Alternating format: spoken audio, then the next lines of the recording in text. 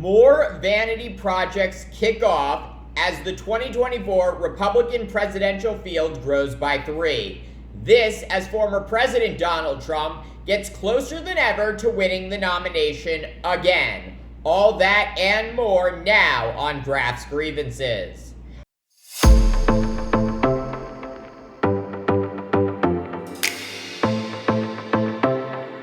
First up, former governor of New Jersey, Christie, planning to launch his second campaign for the White House next week in New Hampshire. The once commanding figure in the Republican Party quickly ending his 2016 campaign for the nomination after coming in 6th place in New Hampshire. Following that embarrassing performance, Christie endorsing Donald Trump and advising him throughout his presidency. However, the two having a very public falling out over Trump's claim that the 2020 election was stolen from him. Since that split, Christie has been an extremely vocal critic of Trump, bashing the former president almost weekly as an ABC News contributor. Also joining the presidential campaign next week, former Vice President Mike Pence. Pence expected to announce his run with a campaign video and kickoff speech in Des Moines, Iowa. Pence, who served as governor of Indiana before being picked by Trump to be his VP, plans to campaign in all of Iowa's 99 counties before the caucuses. The devout evangelical Christian has long been one of the Republican Party's most vocal leaders pushing to outlaw abortion and curtail LGBTQ rights. Pence's launch will almost certainly overshadow another presidential campaign announcement next week. North Dakota Governor Doug Burgum expected to declare his run for the White House. The two-term governor would be the first North Dakotan ever to run for the highest office in the land and has virtually no name recognition outside of his state. Burgum describes himself as a traditional pro-business, anti-regulation Republican, but recently signed legislation banning nearly all abortions in his state.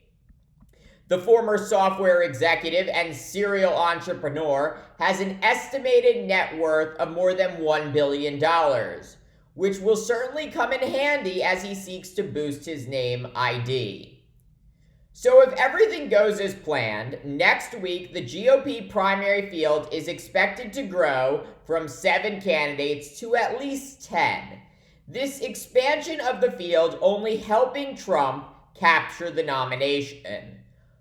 According to the latest Monmouth University poll, Trump's backing among Republicans remains strong, while support for DeSantis, his closest rival, is fading fast. 43% of Republicans saying they support Trump, up from 41% in March. Support for DeSantis falling from 27% in March to just 19% today. All other declared and potential candidates coming in at under 4% support. Also noteworthy, Republicans who have directly criticized Trump's behavior and actions have the highest unfavorability score with Republican voters. As a baseline, Trump has an unfavorability of 17%. DeSantis, who has shown great allegiance to Trump, has an unfavorable rating of 12%. This compares to the 35% unfavorable rating for Pence, who famously broke with Trump and certified Biden's electoral victory to the chants of, quote, hang Mike Pence. And then there is Christie, who has called Trump a coward and a puppet of Putin. He has the highest unfavorable rating of the entire field, at 47%. Republicans do not like anyone who attacks their dear leader, Donald Trump. Therefore, the only way to snatch the nomination away from him is to coalesce around one alternative to Trump. Trump has the support of 43% of Republican primary voters. there's another 57% of Republicans who are open to someone else. But the more candidates that get into the race, the more choices those seeking an alternative to Trump have. And the less and less likely that Republicans will nominate someone other than Trump. So why do more Republicans keep entering the race? They are in it for themselves, to remain relevant so they can secure the next book deal and a six-figure TV contract. They are not in it to defeat Donald Trump. Thanks for watching Graph's Grievances. Let me know what you think.